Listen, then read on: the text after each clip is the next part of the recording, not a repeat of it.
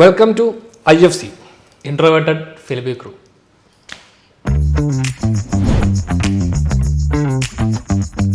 അപ്പോൾ നമ്മൾ ഇന്ന് വേട്ടയൻ്റെ പ്രിവ്യൂവിൻ്റെ സ്പെല്ലിങ് തന്നെ അല്ലേ ട്രെയിലറിലെ അപ്പോൾ അത് തന്നെ trailer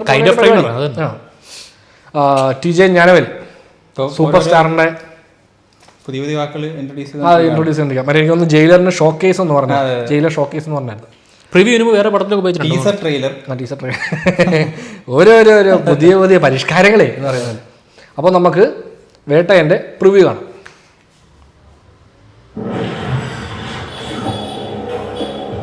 Do you know who these officers are? Renowned encounter specialists, sir. இந்த நாட்டில் லட்சக்கணக்கான போலீஸ் ஆஃபீஸர்ஸ் இருக்கும்போது இவங்களும் மட்டும் அடையாளம் தெரியுது. പ്രകാശ് രാജിന്റെ സൗണ്ട് ആണല്ലോ. most dangerous criminals and தைரியமா encounter பண்ணதால இவங்க ஹீரோஸா இருக்காங்க. தலைவார் ஒரு பணி எடுக்க முடியல. ஒரு பொருளை கைவாத்த கொடுத்தா ஒரு மாதிரி வரணும்னு நமக்கு எஸ்பிங்க பேர்ல ஒரு எவரோ இருக்காங்களா? അനി நம்ம ஊர்ல பப்ளிக் வரணும். അനി ഫാൻസ് அது സാവൺ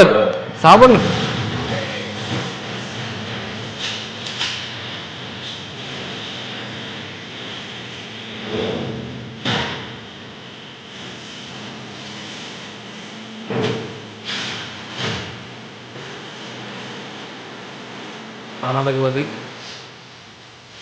പാപ്പ എല്ലാരും ഉണ്ടല്ലോ. என்ஃபோர்ஸ்மென்ட் பேர்ல கொலை பண்றது தான் ஹீரோயிசம். Is it?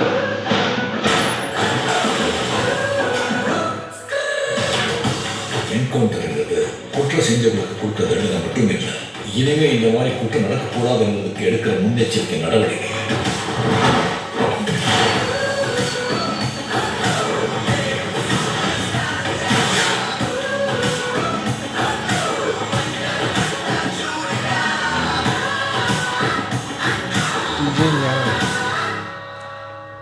അപ്പോൾ ഒക്ടോബർ 10-ാം തീയതിയാണ് വേട്ടയൻ. വേട്ടയൻ. ഈ ഞാനവൻ്റെ മുമ്പത്തെ പടം ജെബിയുമല്ല. ജെബി നല്ല പടം അത്. ഇതിപ്പോ Bachchan versus Rajinikanth super star.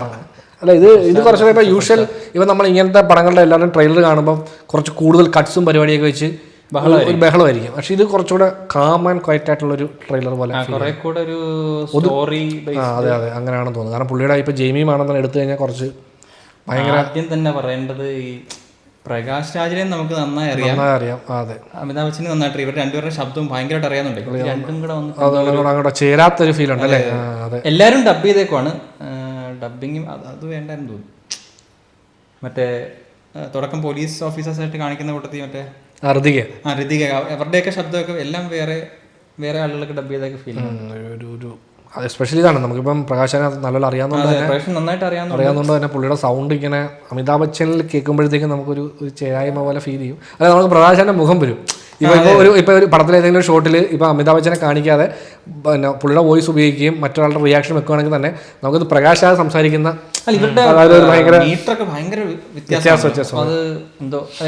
പക്ഷേ ആ സംസാരത്തിൽ പുള്ളി ടോം പിടിക്കാൻ ശ്രമിച്ചിട്ടുണ്ട് അമിതാഭ് ബച്ചന്റെ സ്റ്റൈൽ ഏറ്റവും. ഇനിവേ പടത്തിന്റെ പരിപാടി കണ്ടുകൊള്ളാം. പിന്നെ പടത്തിന്റെ ഹൈലൈറ്റ് അനി എനിക്ക് തോന്നുന്നു മറ്റേ അതിനകത്ത് ഫാസ്റ്റ് ഫാസ്റ്റിന്റെ വളരെ രസമായിട്ടുള്ള ഒരു സാധനം തോന്നുന്നു കണ്ടിട്ട്. അത് ചെറുതാണോന്ന് അറിയില്ല, എന്തോ സംഭവം കയ്യടി ചെറിയ ബാക്കി എല്ലാവരും ചെറുതായിട്ട് കാണിച്ചിട്ടുള്ളൂ. ഇപ്പൊ ഈ പ്രിവ്യൂല് തന്നെ എല്ലാവരുടെയും ഓരോ ഷോർട്സ് ഇങ്ങനെ വെച്ച് പോവല്ലേ. അതിനപ്പുറത്തേക്ക് വേറെ വലിയ ഹെവി ആക്ഷൻ സീക്വൻസ് ഒന്നും ഇതിനകത്ത് കാണിച്ചിട്ടില്ല. സാബു ചേട്ടൻ ഈ പടത്തിൽ ഒരു റോൾ ചെയ്ത് ഇൻഫർമേഷൻ തരുന്ന ആളോ തിരക്കി ഈ അന്വേഷണത്തിൽ എനിക്ക് തോന്നുന്നു പുള്ളി വില്ലൻ വിനായകനെ ജയിലറെ കണ്ട ആ ഒരു മൂഡില്ലേ പുള്ളി കണ്ടപ്പോ ഇൻഫർമേഷൻ കൊടുക്കുന്നതാണെന്നല്ല പുള്ളി മറ്റേ ഇപ്പം അമിതാഭ് ബച്ചൻ അന്വേഷിച്ച് ചെല്ലുമ്പോഴത്തേക്കും കിട്ടുന്ന ഓരോരുത്തരോട് അന്വേഷിക്കുമല്ലോ. അപ്പൊ അങ്ങനെ ചെല്ലുന്ന ഒരാൾ മാത്രമാണെന്ന് തോന്നുന്നു. അല്ല പുള്ളി കുറച്ച് പോർഷനിലുള്ള ഒരു വില്ലൻ ക്യാരക്ടർ പോലെ.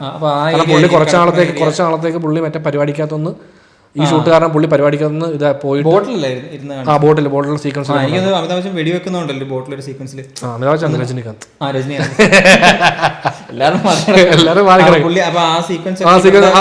പുള്ളിയുടെ വേറൊരു ഷോട്ടുണ്ട്, ബാക്കിൽ നിന്ന് ഷോട്ടുണ്ട്. സാബുവിനെ എനിക്ക് എൻകൗണ്ടർ ചെയ്യുന്ന ഒരു സീക്വൻസ് കഴിഞ്ഞിട്ട് പുള്ളിയെ പടത്തിൽ അത്യാവശ്യം മെയിൻ ഒരു സീക്വൻസ് ഹാൻഡിൽ ചെയ്യുന്ന ആളാന്ന് തോന്നുന്നു. പിന്നെ അനിരുദ്ധിന്റെ BGM പടത്തെ ഞാൻ ഉടനെ നിർത്തിക്കോളൂ, വേറെ കാര്യം. അത് തന്നെ. ഇപ്പം എപ്പോഴും ഏത് പടം നമ്മൾ കാണാൻ പോകുമ്പോൾ BGM അനിരുദ്ധാണെന്നുണ്ടെങ്കിൽ നമുക്ക് ഒരു പരിധി വരെ സമാധാനം ഉണ്ട്. അറ്റ്ലീസ്റ്റ് പടം കേട്ടോണ്ടെങ്കിൽ ഇരിക്കാമല്ലോ, കണ്ണടച്ചാലും കേൾക്കാമല്ലോ. കണ്ണടച്ചാലും അതും ആ പ്രതീക്ഷ തെറ്റിയൊരു പടം തെറ്റിയൊരു പടമുണ്ട്, അത് ശരിയാണ്.